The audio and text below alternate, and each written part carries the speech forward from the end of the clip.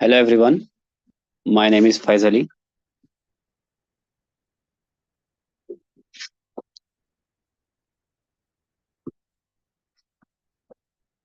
I am an educator by passion.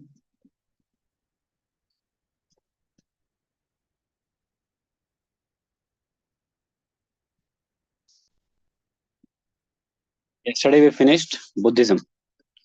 Today we will see the literature that was present in ancient India. Before we move on to this, let us try to decode our knowledge about ancient India.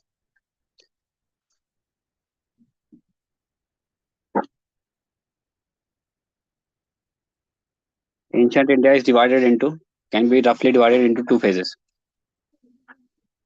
and one more can be added. The largest part of human history, which consists of 99% of human history, is the Stone Age.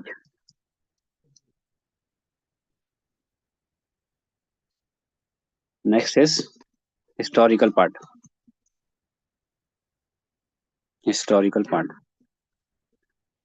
Stone Age is also called as proto-history, prehistory. Stone Age is a part of prehistory. Prehistory is that part of history for which we don't have any written records.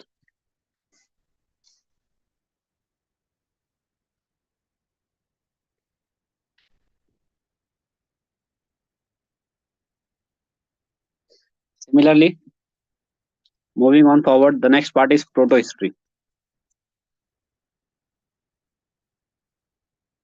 It is that part for which written records are available but are not deciphered, or these are mentioned in written records of other people.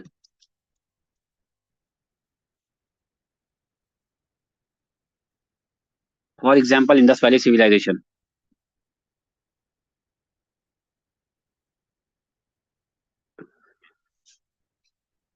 People of IVC have left massive records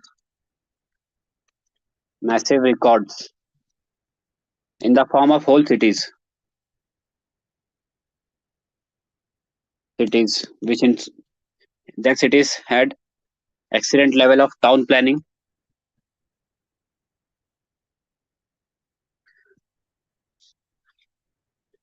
This was the first phase of urbanization in Indian subcontinent. So these people were having scribes and a written script.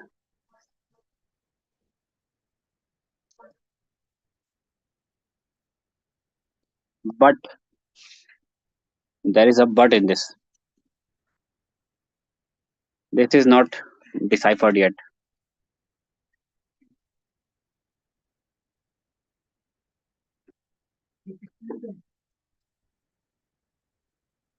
This is not yet deciphered. The oldest deciphered script in the Indian subcontinent is oldest deciphered script in the Indian subcontinent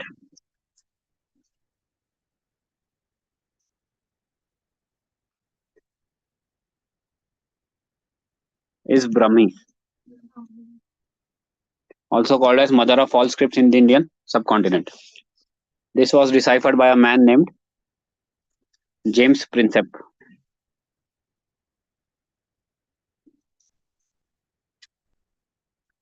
He deciphered Ashokan inscriptions.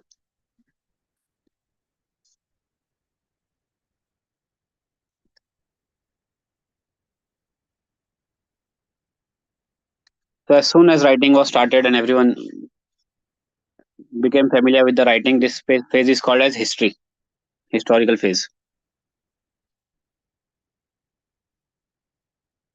Historical phase.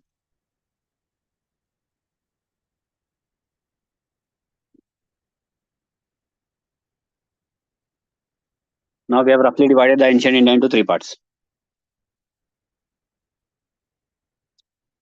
India, the land has been there since eons. So what are the sources to know about this land? First was material remains. Material remains in the form of city. Just now we have seen cities. Cities, tools, burial, that is graves, and what else? Material remains. Coins, seals. The people who study all these, they are called as archaeologists. To be particular, the ones who study about coins are called as numismatist.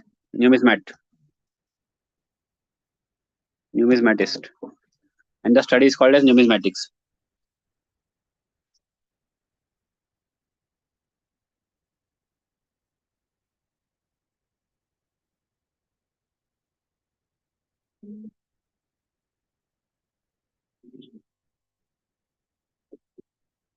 Actually, when the British came to India, they divided history into three parts.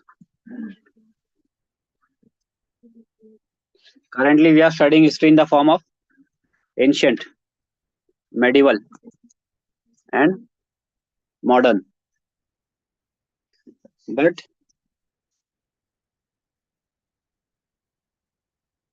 British, they were cunning like a fox. They divided the history into three parts: Hindu, Muslim, and British. If you read the sixth class NCRT, this is thoroughly explained. Actually, this is a very wrong notation of classification. Hindu, Muslim, and British.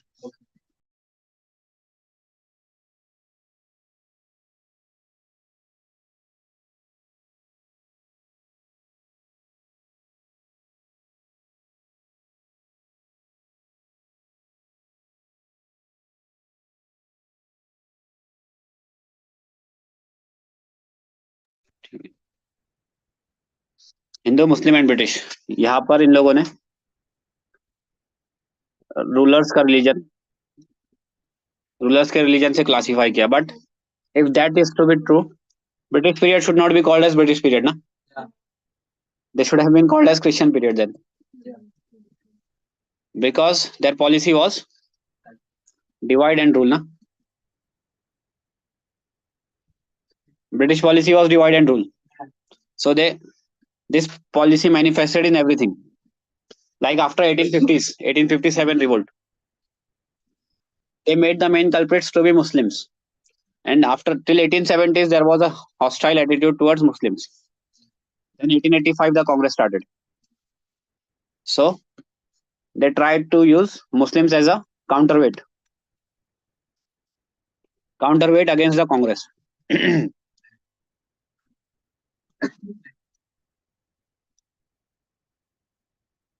So, sir, to give a precise example of this, Sir Syed Ahmad Khan. He was an educationist. Sir Syed Ahmad Khan, educationist. But he was so much into education that he made himself, the British used him against the Indian freedom movement. He started to tell that Muslims should not participate in the freedom movement.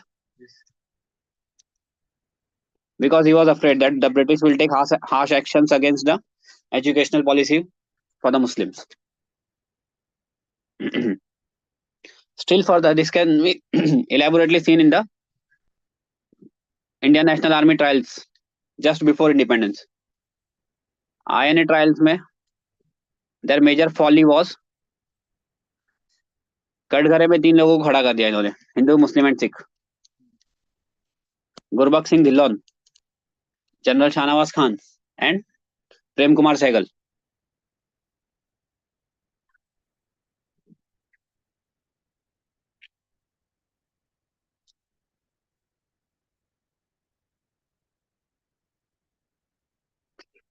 और actually ancient India में research किस लिए start हुई? First of all British ने start की ना, because they wanted to have a knowledge about the people they are ruling, know about the people they were ruling, what triggers them, what makes them feel good, their administrative traditions.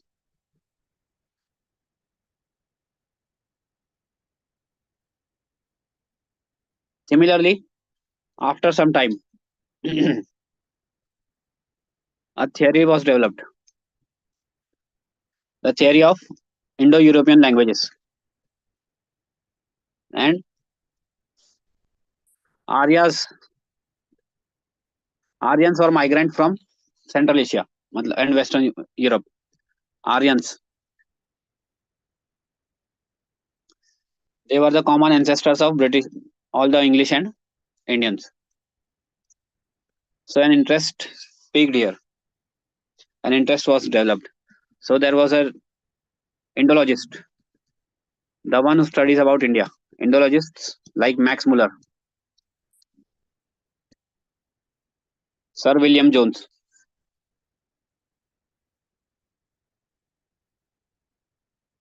Sir William Jones. These all started about studying this. These all started studying about India.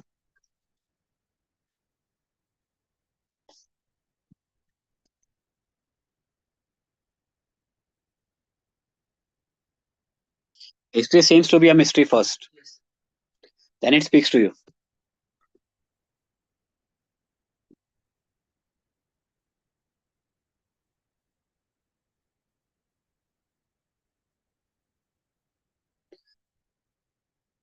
An organized way to study about India started with the Asiatic Society of Bengal. This is very important from MCQ point of view. Sir by Sir William Jones in the 19th century, in the 18th century.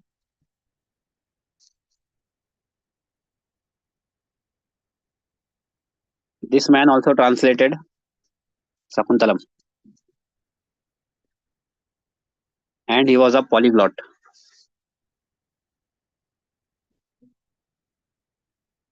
able to speak multiple languages.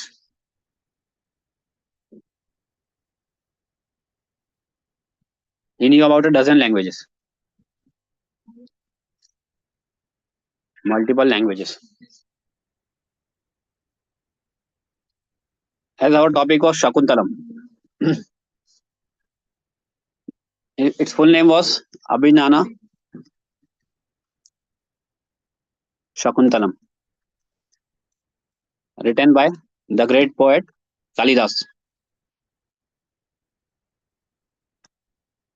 We will get back to this and his other books.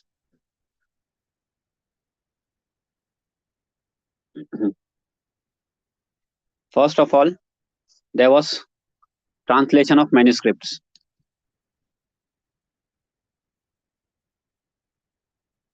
Manuscripts. But the problem with this was manuscripts was for a single book for the same topic. There must be 3 or 4 manuscripts, and each there must be variation in all of them of the same book. Like for example, 6th NCRT, but first, second, third chapters are different in all the 4 books.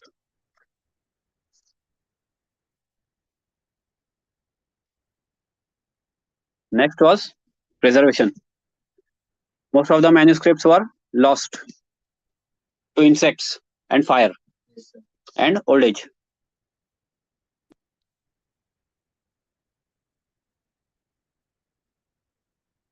So let us jump back to our topic,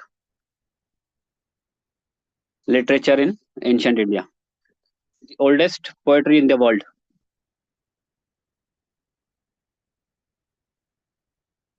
The oldest poetry in the world. Rigved.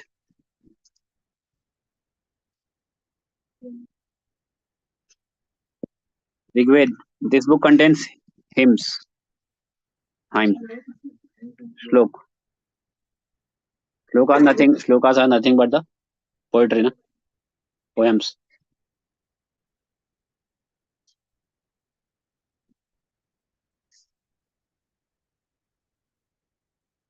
Rig Veda, then the other three Vedas.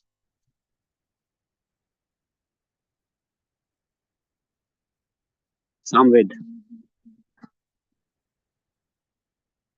Next is Yajurved. Next is Atharva Ved.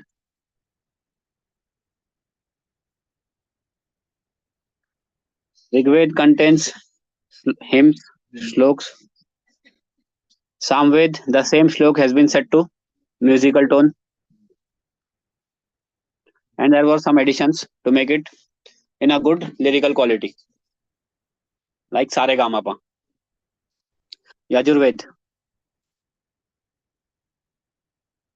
Yajurved deals with rituals,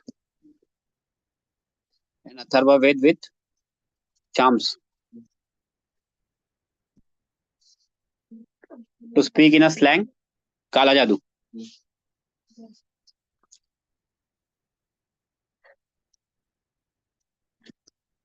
आम्ही म्हणजे लिखा है ना.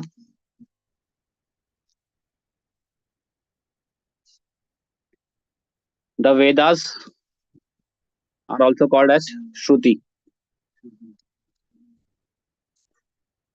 These were passed down through recitation or hearing.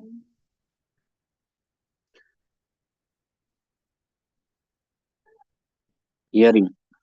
Shruti is also called Shruti means heard. The four Vedas constitute the Shruti literature. Similarly, the Vedic literature is the next Smriti. Smriti contains many books. It means remembered.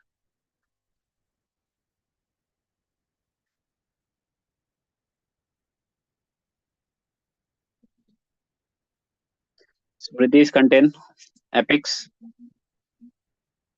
also called as Mahakavyas.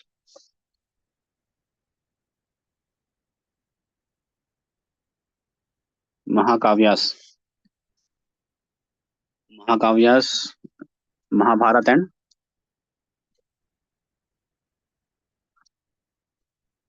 Ramayana.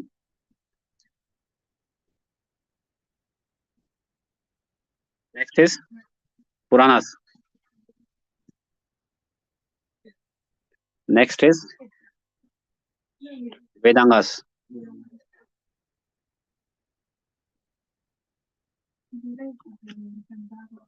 Next is Puranas.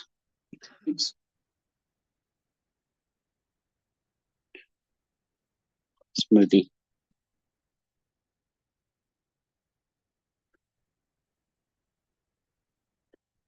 Upved. Upvedas. Parts of the Veda. Rigveda का उपवेद,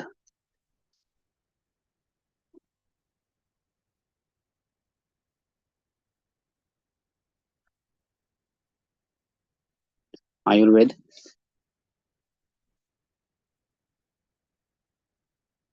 अथर्ववेद का, सामवेद का, गंधर्ववेद,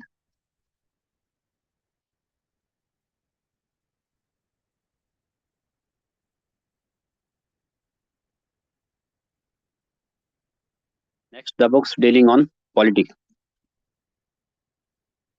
Books dealing with polity. The most famous is Polity and Economy.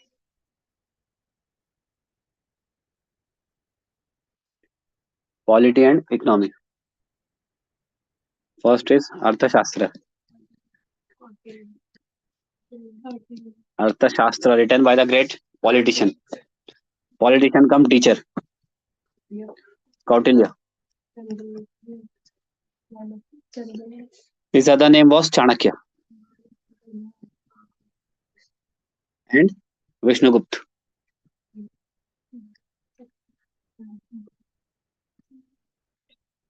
Arthashastra is a book that deals with polity and economy. And this book gives the idea that very centralized control on centralized administration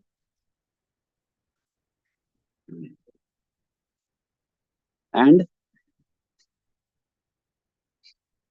and state control on even basic economic activities.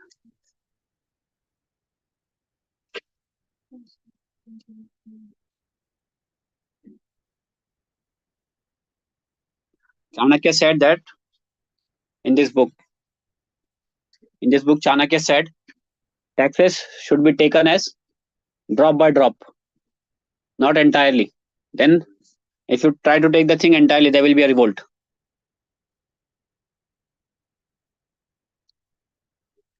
Similarly, another book is Nitisar. This was written by Kamandaka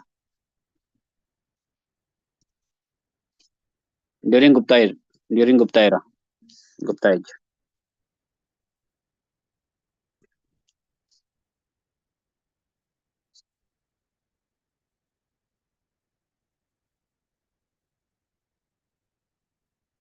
These were some of the books dealing with polity.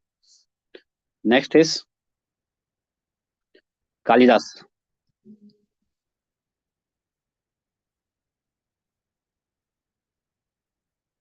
Navratna he was a Navratna in Chandragupta II's court.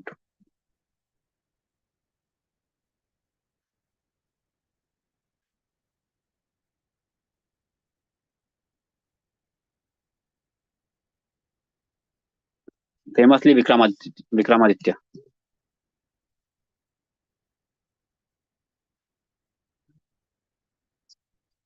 Chandragupta.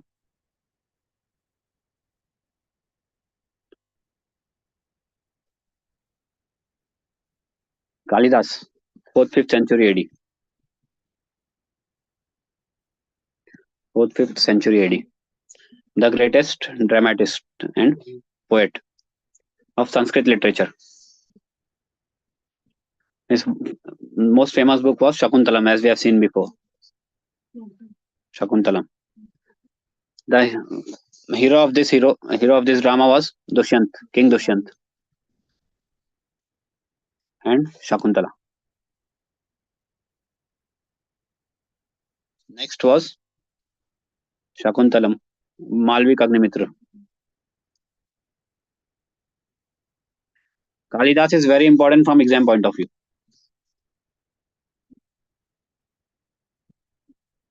Chandragupta II, he belonged to Gupta dynasty. Malvik Agnimitra. Here the hero was Agnimitra. Agnimitra, son of Pushyamitra Shunga.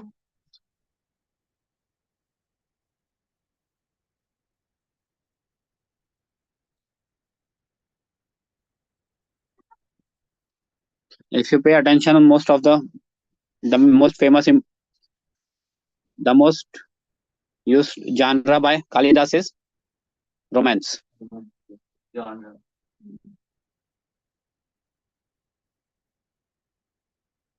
Next is Kumara Sambhav. This was a poem. Kumara Sambhav, Ritu Samhar. Another drama we forgot, Vikram Urvashi.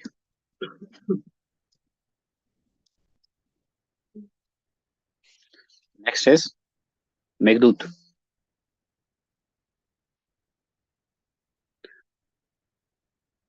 Here the clouds act as messenger for the lovers. Instant messaging service.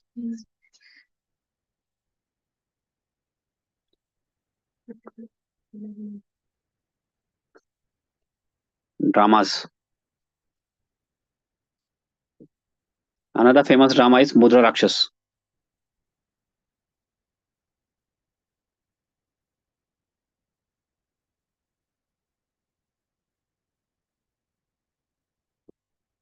Mudra Rakshas. Mudra Rakshasa. By Vishakha Datta.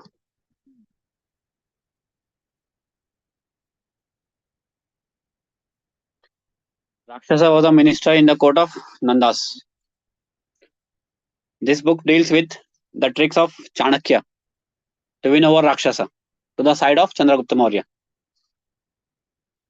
If you pay close attention to all this now, there is not a specific book of history.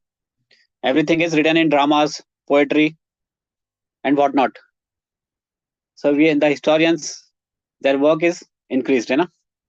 They have to price out history. Price out history.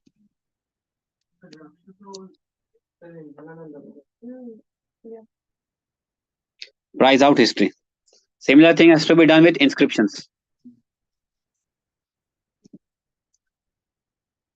The most famous example about this is, as we have discussed about, Ashoka. He was the only ruler in the world to stop fighting, give up fighting after winning something. No other king has stopped after winning something. Even Alexander wanted to conquer the whole world, but for his soldiers, they were not ready to move forward because of the fame of Nandas. Jhelum. Nandas had tanks. Nandas were experts in using tanks in the form of elephants. And one more important thing about Sanskrit drama. All the dramas here are comedies. Matlab comedies. Here the comedy means everything ends on a happy note. सब चंगासी, ठीक है. But similarly, Greek tradition of dramas. Greek dramas, like the most famous, where the heroine dies and the hero dies after eating an apple.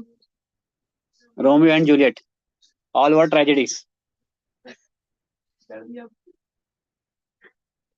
They did not hesitate to sweeten the pain. Dukh Dard Pida is real.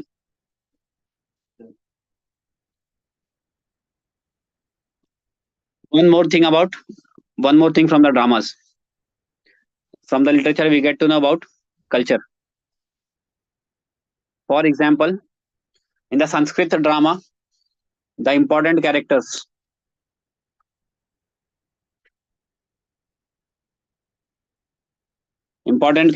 use the Sanskrit language, like kings, courtiers, and the common man. Don't underestimate the power of a common man. They used Prakrit.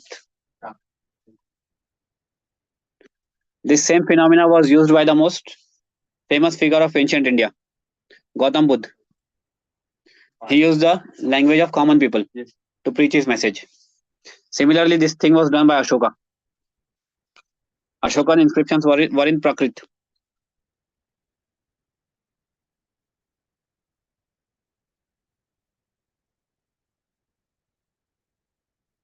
There is another drama, Mrichakatika.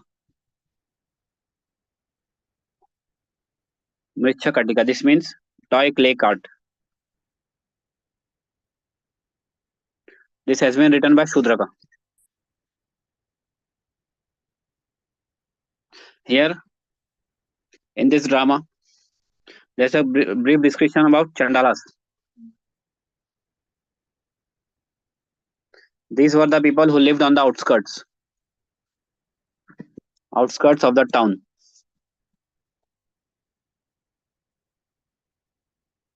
And they were treated as They were treated as untouchables. They were treated as untouchables. One more traveler of ancient India, Fajian. He visited during the time of Chandragupta II, contemporary of Kalidas and Chandragupta II. In his record, he mentioned that the Chandalas, whenever they entered the town, there were two wooden logs with them. So they used to clap it with the clap it with the wood, and the others, everyone used to move away from them.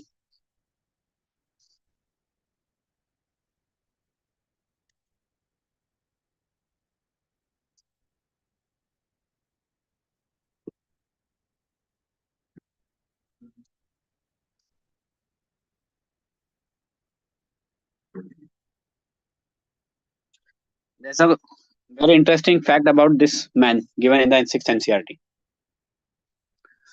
He took over 600 manuscripts with him to China. But while he was crossing a river in the boat, 50 of them were drowned. Similarly, a very interesting fact about Zhuangzhang. He was also a Buddhist traveler. This man converted Harshvardhan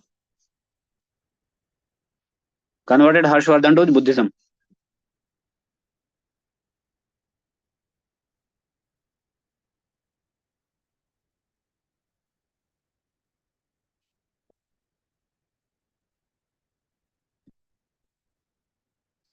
This man wrote a very famous text known as CU Key. CU Key.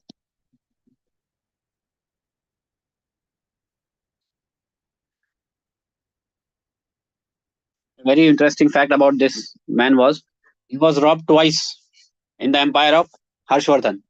But still, in his book, he has written down that the law and order condition of Harshvardhan's kingdom was very good. There was no capital punishment and all.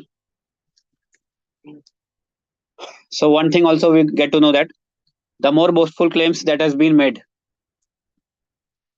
there's a difference in the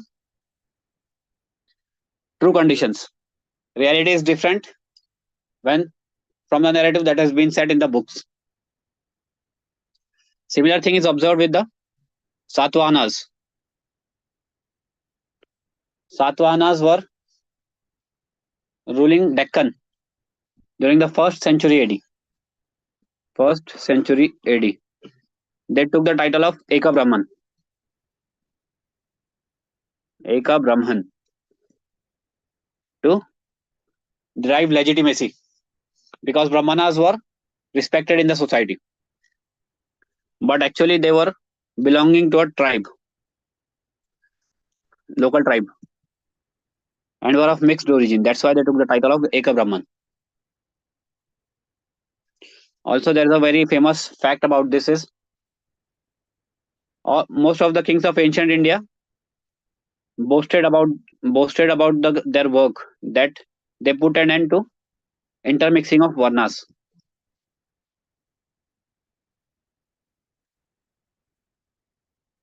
Varnas. Actually, this shows that there was intermixing going on. There was not a rigid society entirely. Intervarna marriages, dining, वगैरह, that was all prevalent during that time.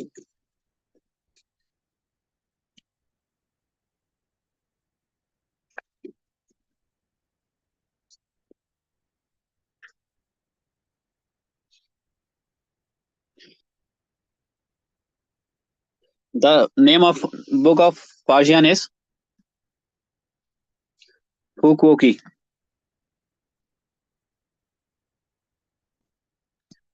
To translate into English, a record of Buddhist kingdoms in the East.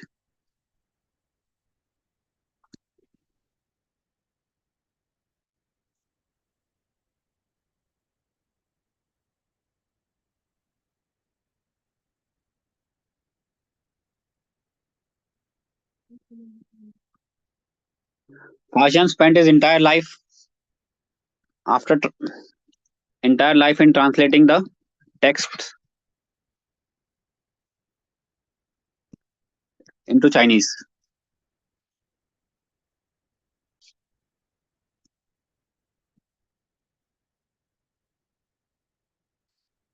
To give a brief, Fajian Fukuoki described living conditions of Chandalas and translating texts into Chinese. The most famous literature of ancient India is Sangam literature.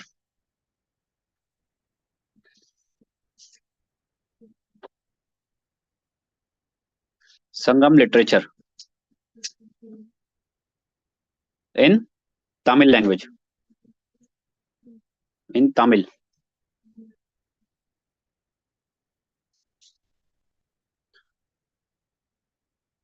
Sangam means a meeting.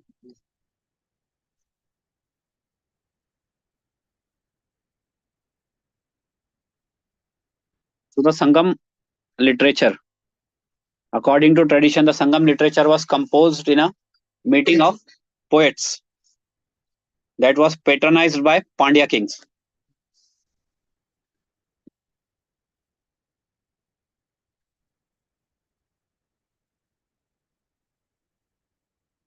Composed in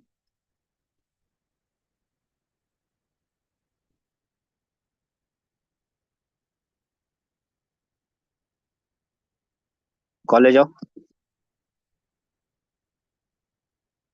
Poets, patronized by Pandya kings.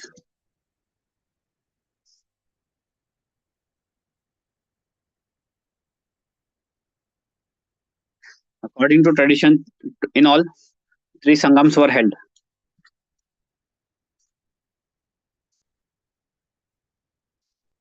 at Pandya capital of Madurai.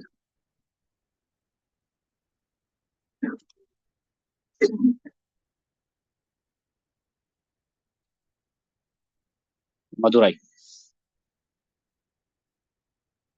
There were the two most important two themes of Sangam literature,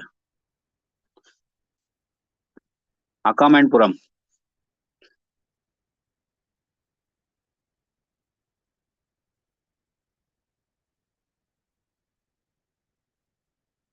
Puram means Dawn number 1, या फिर जीने नहीं दूंगा, मेरी जीत, मेरी जंग,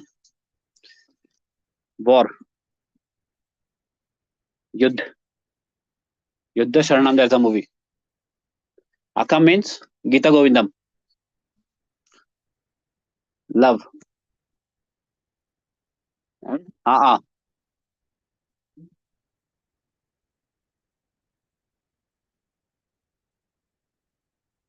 in the modern times, some some of the movies has some of the movies have mixed these two. So the title goes Pyar Ki Jang.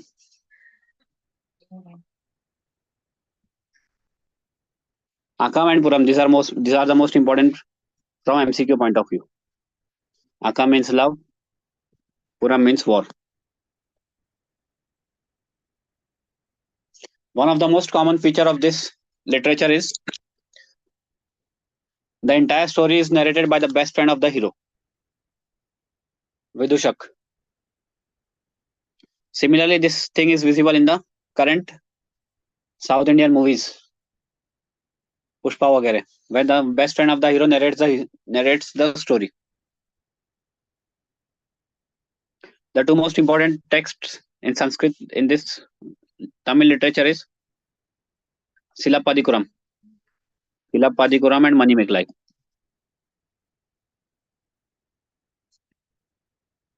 Silapadikuram. This tells the story of Kovalan and Kannagi. Actually, there's a love triangle going on here. And Madhavi.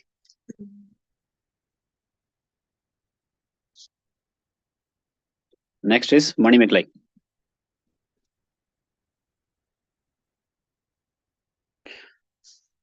Silapadikuram is written by Ilango article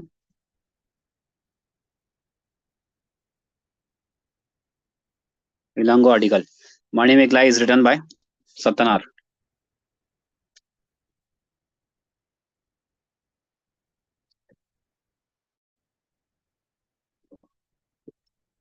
Mani Mekla tells the story of daughter of Kovalan and Madhvi.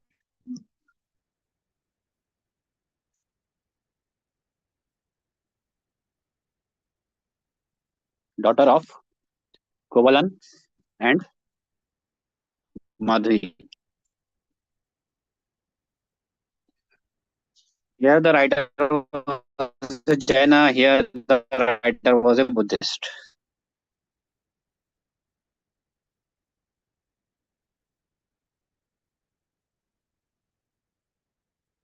As you said the word Buddhist, there are some important texts in the Buddhist literature. The most important is from 1st century AD, Buddha Charitra, written by Ashwaghosh.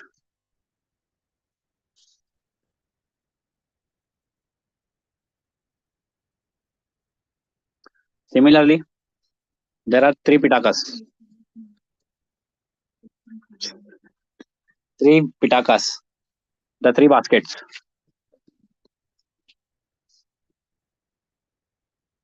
The three baskets. First is Sutta Pitaka.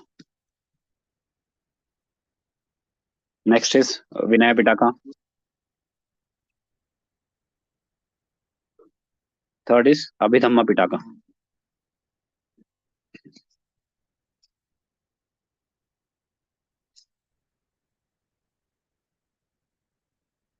Vinaya Pitaka tells about the rules of Buddhist monks and nuns.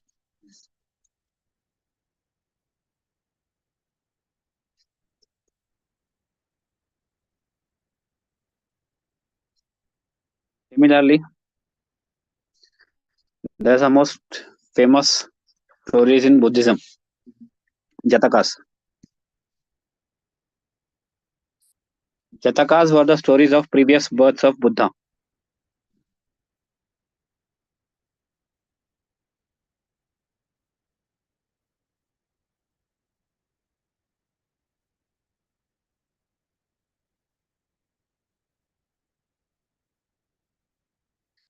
Here, Gautam Buddha, before being born as Siddharth, had to pass through many births in the form of many animals like Varaha,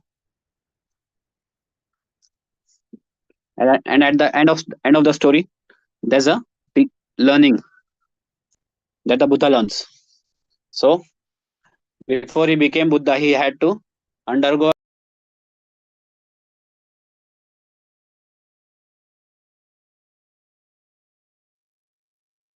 Okay, everyone, that's all for today. Thank you.